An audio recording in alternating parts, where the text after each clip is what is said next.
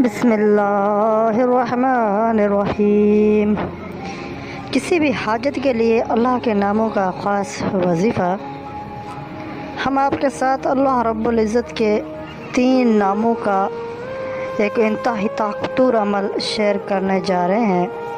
یہ وظیفہ کسی بھی پریشانی کو ختم کرنے کے لیے بے مثال وظیفہ۔ اگر آپ کی کسی بھی قسم کی کوئی بھی پریشانی ہے، رزق کی وجہ سے پریشان ہے، اولاد کی وجہ سے پریشان ہے، دشمنوں کی سر کی وجہ سے پریشان ہے، یا اس کے علاوہ کوئی اور آپ کی پریشانی ہے، تو اس پریشانی کو ختم کرنے کے لیے آپ اللہ رب العزت کے ناموں کا ورد کرنا شروع کر دیں۔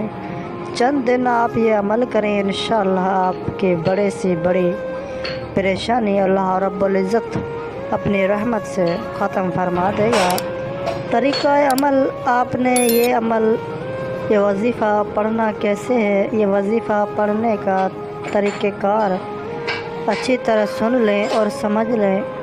جیسا کہ میں پہلے بتا چکا، یہ وظیفہ اللہ رب العزت کے 3 ناموں کا وظیفہ ہے، جن میں ایک اللہ تعالیٰ کا ذاتی نام ہے اور 2 اللہ رب العزت کے صفاتی نام ہیں۔ لیکن اس عمل کو آپ یا تو نماز فجر کے بعد پڑھیں یا پھر رات کے سونے سے پہلے کسی بھی وقت پڑھ سکتے ہیں۔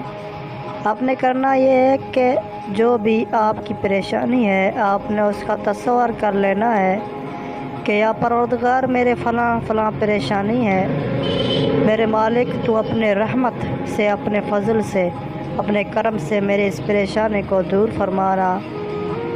اس طرح آپ نے نیت کر لینی ہے۔ نیت کرنے کے بعد آپ نے سب سے پہلے پیارے آقا سرور کائنات حضرت محمد مصطفیٰ صلی اللہ علیہ وسلم کی ذات اقدس پر درود و سلام کا نذرانہ پیش کرنا ہے۔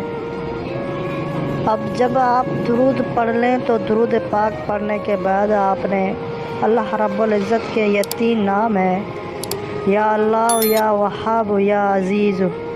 ان میں سے ایک اللہ تعالیٰ کا ذاتی نام ہے اور باقی 2 اللہ رب العزت کے صفاتی نام ہیں۔ ان ناموں کو آپ نے 100 مرتبہ پڑھنا ہے، یعنی کہ ان ناموں کی آپ نے ایک تسبیح پڑھنی ہے۔ جب آپ 100 مرتبہ اللہ تعالیٰ کے یہ 3 نام پڑھ لیں تو آخر میں آپ نے پھر نبی کریم صلی اللہ علیہ وسلم کی ذات اقدس پر درود و سلام کا نذرانہ پیش کرنا ہے اور اپنے ہاتھوں کو اللہ رب العزت کی بارگاہ میں اٹھا لینا ہے۔ پھر بڑی عاجزی کے ساتھ، بڑی انکساری کے اللہ رب العزت کی بارگاہ میں آپ نے دعا مانگنی ہے۔ چند دن آپ یہ عمل کریں، انشاءاللہ آپ کی بڑی سی بڑی پریشانی کو اللہ رب العزت اپنی رحمت سے ختم فرما دے گا۔